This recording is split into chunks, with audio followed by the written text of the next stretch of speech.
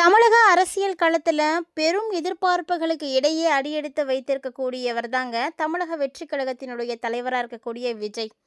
So இவருடைய ஒவ்வொரு விதமான நடவடிக்கைகளும், குறிப்பாக அவங்களுடைய குடும்ப சூழல் தொடர்பாக விஜய் அவர்களுடைய தீவிரமான ரசிகர் எழுதியிருக்கக்கூடிய உணர்ச்சிகரமான கடிதம் தாங்க இப்போ இணையதளத்தில் ரொம்ப வைரலாகவே பரவிட்டு இருக்கு.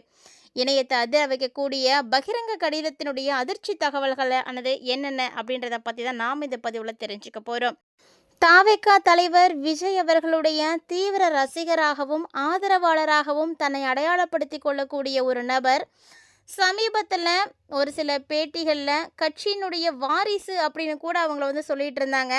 அந்த அளவுக்கு ரொம்பவே தீவிரமாக இருந்த ஒரு ஆள் பார்த்திங்கன்னா, குடும்ப பொறுப்புகள் குறித்து பேசப்பட்ட விஷயங்களை எல்லாத்தையுமே சுட்டி காட்டி தன்னுடைய கடுமையான வருத்தத்தை பதிவு செய்கிற மாதிரி ஒரு உணர்ச்சிகரமான கடிதத்தை எழுதியிருக்காருங்க. அந்த கடிதத்தில் அவர் குறிப்பிட்டிருக்கக்கூடிய விஷயங்கள் என்ன அப்படின்றது தான் இப்போ எல்லாராலையும் பேசப்படக்கூடிய ஒரு விஷயமா இருக்குது. அரசியல் களம் அப்படின்றது சாதாரண ஒரு இடம் ஒன்றும் கிடையாது. அதில் யாராலையும் நம்ம நினச்ச உடனே போய் அந்த இடத்துல போய் உட்காரவும் முடியாது. கண்டிப்பாக அதுக்கு பணபலம், படைபலம் எல்லாமே இருக்கணும் அப்படின்னு சொல்லுவாங்க. ஸோ மக்களுடைய பேராதரவோட அந்த ஒரு இடத்த பிடிச்சிருக்கக்கூடியவர் தாங்க இளைய தளபதி விஜய் அவர்கள். ஸோ இவர் முதலமைச்சராக ஆகிறதுக்கு எவ்வளவு கஷ்டப்பட்டார், எவ்வளவு போராடினார் அப்படின்லாம் எல்லாருக்குமே தெரியும். குறிப்பாக தமிழக மக்களுடைய ஆதரவு இல்லாமல் இவர் இந்த இடத்துக்கு போயிருக்கிறதுக்கான சான்ஸே கிடையவே கிடையாது. மக்கள் எல்லாருமே அவர் மேலே நம்பிக்கை வச்சு அவருக்கு அந்த பொறுப்பை கொடுத்துருந்தாங்க. தமிழகத்தை ஊழல் இல்லாத ஒரு மாநிலமாக மாற்றுறது என்னுடைய முதல் கடமை அப்படின்னு அவர் பேசிகிட்டு இருக்காரு. ஸோ அதுக்காக நிறைய நடவடிக்கைகளும் கூட எடுத்துகிட்ருக்காருன்னு தான் சொல்லணும். நிறைய சிறப்பான விஷயங்கள் கிட்டத்தட்ட பார்த்திங்கன்னா, விஜய் அவர்கள் முதலமைச்சராக பொறுப்பேற்று 100 நாட்களை கடந்துட்டார். இப்போது அந்த 100 நாட்களில் செய்திருக்கக்கூடிய சாதனைகளை நம்ம லிஸ்ட்டு போடலாம். அந்த அளவுக்கு செய்திருக்காரு. நிறைய விஷயங்கள், ஒரு சின்ன விஷயம் அப்படின்னா கூட இமீடியட்டாக அதுக்கான ஆக்ஷன் இப்போ எடுத்துகிட்டு இருக்காங்க அப்படின்னு தான் இந்த அரசை பார்த்து எல்லாரும் வியந்து பேசிகிட்டு இருக்காங்க. ஸோ அரசியல் களத்தில் இந்த அளவுக்கு சாதிக்க துடிக்கக்கூடிய இந்த ஒரு நபரால் ஏன் அவருடைய குடும்ப வாழ்க்கையை கவனிக்க முடியல அப்படின்ற ஒரு கேள்வியானது இருக்குங்க. ஏன்னா நம்ம எல்லாத்துக்கும் ரோல் மாடலாக இருக்கக்கூடிய ஒரு தலைமை பொறுப்பில் இருக்கும். ஸோ உங்களுக்கு கீழே பார்த்தீங்கன்னா இந்த தமிழ்நாட்டுடைய மக்களே இருக்காங்க, எல்லாரும் உங்களை தான் கவனிச்சிட்டு இருக்காங்க. அப்படிங்கும்போது உங்களுடைய ஒவ்வொரு மூமெண்ட்டையும் நீங்களும் கவனிக்கணும் அப்படின்னு தான் அவங்க சுட்டி காட்டுறாங்க. அரசியல் களத்தில் பல சாதனைகளை நிகழ்த்தி மாபெரும் வெற்றிகளை நீங்கள் வெற்றி பெற்றிருந்தாலுமே கூட உங்களுடைய தனிப்பட்ட விவகாரங்கள் ஒன்று போதும், ஒட்டுமொத்தமான உழைப்பையுமே அப்படியே ஸ்பாயில் பண்ணிடும். அதோடு மட்டும் இல்லாமல் நீங்கள் எடுத்து வச்சுருக்கக்கூடிய நல்ல பேர், மக்கள்கிட்ட நீங்கள் எடுக்கக்கூடிய அந்த நல்ல பேரையும் கெடுக்கிறதுக்கு இந்த ஒரு விஷயம் மட்டுமே போதும்.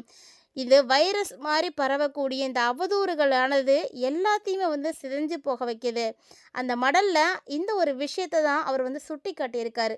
சுட்டி காட்டியிருக்காருன்னு சொல்கிறத விட எச்சரிக்கை விடுத்திருக்காருன்னே சொல்லணும். ஸோ இந்த ஒரு விஷயத்தை கண்டிப்பாக விஜய் அவர்கள் பார்ப்பார், கவனிப்பார் அப்படின்றதுக்காக ஒரு ரசிகனா, ஒரு ஆதரவாளராக, அரசியல் வாரிசாக அவங்க உரிமையோடு இந்த கடிதத்தை எழுதியிருக்காங்க. அவர் எழுதியிருக்கக்கூடிய இந்த ஒரு கடிதம் இப்போது இணையதளத்தில் ரொம்பவே வைரலாக போயிட்டுருக்கு. ஏன்னா லட்சக்கணக்கான இளைஞர்களும் குழந்தைகளுக்கும் முன்மாதிரியாக இருக்கக்கூடியவரே இவர் தான். ஸோ எல்லோரும் உங்களை தான் பார்த்து வளர்ந்துட்டுருக்காங்க, குழந்தைங்க உங்களை பார்த்து தான் வளர்கிறாங்க. அப்படிங்கும்போது நீங்கள் எப்படி இருக்கணும்? எல்லாருக்கும் தலைமை பொறுப்பில் இருக்கக்கூடியவங்க தான் முன்மாதிரியாக இருக்கணும். அவங்களுக்கு தான் நிறைய ரெஸ்பான்சிபிலிட்டி இருக்குது. உங்களை பார்த்து நிறைய பேர் இருக்கிறாங்க. ஒரு தலைவர் அப்படின்னா எப்படி இருக்கணும்? தேவையில்லாத சர்ச்சைகளில் முதல்ல சிக்காமல் இருக்கணும். மக்களுடைய நம்பிக்கையை ஒருபோதும் இழந்து விடக்கூடாது.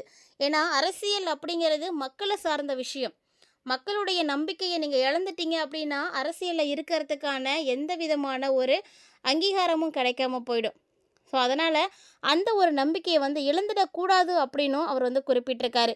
ஸோ இந்த மக்களுடைய நம்பிக்கையை இழக்கக்கூடாது, மக்களுக்காக பணியாற்றணும் அப்படின்றத தாண்டி குடும்ப பெருமையை காப்பாற்ற வேண்டிய இன்னொரு பொறுப்பும் அவருக்கு கண்டிப்பாக இருக்குது, எல்லாருக்கும் இருக்குது. அதை தான் பார்த்திங்கன்னா இந்த ஒரு கடிதத்தின் மூலமாக அவங்க வலியுறுத்தியிருக்காங்க அப்படின்னு சொல்லணும். ஏன்னா சமீப காலமாக விஜய் மற்றும் சங்கீதா அவர்களுக்கு இடையே நடக்கக்கூடிய பிரச்சனைகள் என்ன அப்படின்றது எல்லாருக்கும் தெரியும். சங்கீதா அவங்க ஓப்பனாகவே வந்து சொல்லியிருந்தாங்க. ஸோ வேறொரு நடிகையோட விஜய் அவர்களுக்கு திருமணத்தை மீறின உறவு இருக்குது, அந்த ஒரு உறவு எனக்கு பிடிக்கல, அதனால தான் நான் அவர்கிட்ட வந்து விவாகரத்து கேட்குறேன் அப்படின்னு சொல்லிகிட்டே போயிட்டு அவங்க வந்து கோர்ட்டில் கேஸ் போட்டிருந்தாங்க. ஸோ 4-5 மாதங்களாக அந்த கேஸ் வந்து போயிட்டு தான் இருந்துச்சு. இப்போ சமீபத்தில் பார்த்தீங்கன்னா விஜய் வந்து முதலமைச்சர் ஆயிட்டாரு, அவர் ஒரு பொறுப்புக்கு போயிட்டாரு. ஸோ இனி அவர் மேலே வந்து எந்த விதமான அவதூறுகளும் வந்து வேண்டாம், எந்த பிரச்சனையும் வேண்டாம் அப்படின்னு நினச்சி சங்கீதா அவங்க இந்த கேஸை வந்து வாபஸ் வாங்கியிருந்தாங்க. அதோட இன்னொரு விஷயம் என்னென்னா, குழந்தைங்கள் மேலே இருக்கக்கூடிய பாசம், அவங்க அந்த அளவுக்கு வந்து ரெக்வஸ்ட் பண்ணியிருந்தாங்க. ஸோ அப்பாவோட சேர்ந்து இருக்கணும் அப்படின்ற மாதிரியும், அது மட்டும் இல்லாமல் குழந்தைங்களோட எதிர்காலத்தை கருத்தில் வச்சும் இந்த ஒரு விஷயத்தை அவங்க செய்திருந்தாங்க. ஸோ அப்படியே அவங்களே அவ்வளோ பிரச்சனைகளையும் மறந்துட்டு இறங்கி வந்திருக்கும்போது, மீண்டும் மீண்டும் இந்த சர்ச்சைகளுக்குள்ளேயே சிக்கக்கூடிய வகையில் ஒவ்வொரு செயல்களும் வந்து நடந்துகிட்டே இருக்குது. இது விஜய் அவர்கள் வந்து தெரிஞ்சு செய்கிறாரா, இல்லை தெரியாமல் அவர் அந்த சூழலில் மாட்டிக்கிறாரா அப்படின்றதும் யாருக்கும் இன்னும் தெரியாது. ஆனாலுமே இந்த ஒரு விஷயம் தொடர்ந்து அவரை சுற்றி நடந்துக்கிட்டே தான் இருக்குது.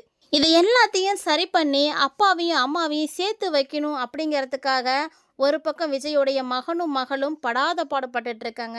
நிறைய ஸ்ட்ரகிள்ஸு, நிறைய பிரச்சனைகள், நிறைய பேச்சுவார்த்தை, நிறைய சமாதானம், இப்படி அவங்க ஒவ்வொருத்தருமே வந்து அப்பாவையும் அம்மாவையும் சேர்த்து வச்சிடணும் அப்படின்றதுக்காக எவ்வளோ முறை வந்து முயற்சி பண்ணிகிட்ருக்காங்க. ஸோ இறுதியாக சக்ஸஸ் ஆயிருச்சு அப்படின்னு எல்லாரும் சந்தோஷப்பட்டு பெருமூச்சு விட்டு முடிக்கிறதுக்குள்ளேயே அடுத்த ஒரு பூகம்பம் வந்து கிளம்பிடுச்சுங்க.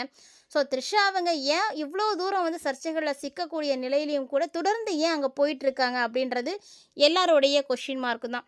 இந்த மாதிரியான கேள்விகளுக்கு இன்னுமே சரியான விளக்கம் கிடைக்கவே இல்லை அப்படின்னு தாங்க சொல்லணும். த்ரிஷா வந்து இப்போது விஜய் அவர்கள் முதலாக வந்து கோட்டையில் வந்து கொடியேற்றினாரு போயிருக்காங்க அப்படின்றது ஒரு பெரிய விஷயம் கிடையாது. அவங்களும் எல்லாரும் மாதிரியும் ஒரு செலிப்ரிட்டியாக வந்து போயிட்டாங்க அப்படின்றதுனால தப்பு கிடையாது. ஆனால் விஜய் அவர்களுடைய குடும்பத்தார் அமர்ந்திருக்கக்கூடிய அந்த வரிசையில் அவங்களுக்கும் ஒரு இடம் கொடுத்துருந்துருக்காங்க. அப்படிங்கும்போது எல்லாருக்குமே வந்து இது மிகப்பெரிய அளவில் அதிர்ச்சியை வந்து கொடுத்துருந்துச்சு. எல்லாரும் சங்கீதா மேம் வருவாங்க, சந்தோஷமாக விஜய் அவர்கள் கொடியேற்றுறதை பார்த்து மகிழ்ச்சி அடைவாங்க அப்படின்னு நினச்சிட்டு இருந்த சூழ்நிலையில் அந்த இடத்துக்கு மாறா த்ரிஷா வந்திருக்காங்க. அப்படிங்கும்போது எல்லாருடைய சந்தேகங்களையும் மீண்டும் மீண்டும் அது வந்து கிளப்பி விடுற மாதிரி தான் இருக்குது.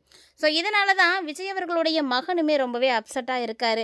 ஸோ நம்ம நடந்துக்கக்கூடிய விஷயங்களை பொறுத்து தான் நமக்கு மேலே இருக்கக்கூடிய நல்ல பேரும் கெட்ட பேரும் அப்படின்ற மாதிரியும், தன்னுடைய அப்பா என்னதான் 1000 நல்ல விஷயங்களை வந்து செய்திருந்தாலுமே கூட இந்த ஒரு விஷயம் போதும் அவரை வந்து தேவையில்லாமல் ஒரு அவப்பேர் வந்து ஏற்படுத்திக்கிறதுக்கு அப்படின்னு மகனும் பார்த்திங்கன்னா கண்டிக்கிறாரு.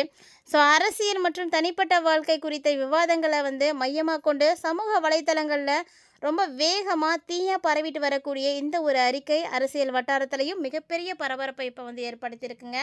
ஸோ இதுக்கிடையில் என்ன நடக்க போகுது, அடுத்து சங்கீதா வந்து விஜயோட சேர போகிறாங்களா, கேஸ் வாபஸ் வாங்கியிருந்தாலுமே கூட அவங்க வந்து இங்கே சேர்ந்து இருக்க போகிறாங்களா அப்படின்னு நிறைய கேள்விகள் இருக்குது. ஸோ சங்கீதா மீண்டும் வந்து இணைவாங்களா? நீங்கள் என்ன நினைக்கிறீங்க? உங்களுடைய தனிப்பட்ட கருத்துக்களை மறக்காமல் கமெண்ட் பண்ணுங்கள். மேலும் இந்த மாதிரியான அப்டேட்ஸ் எல்லாம் நீங்கள் உடனுக்குடன் தெரிஞ்சுக்கிறதுக்கு மறக்காமல் நம்ம சேனலை சப்ஸ்கிரைப் பண்ணிவிட்டு ஃபாலோ பண்ணிக்கோங்க.